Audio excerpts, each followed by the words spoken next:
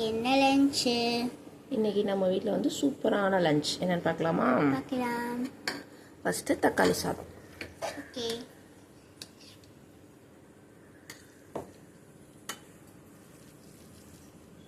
சுட சுட தக்காளி சாதம். ஸ்பெஷலான தக்காளி சாதம். அப்புறமா இது வந்து மீல் மேக்கர் 65.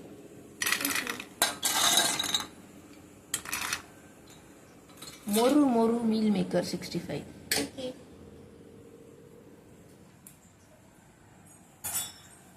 அப்புறமா ஸ்நாக்ஸுக்கு வந்து மாதுளம்பழம்.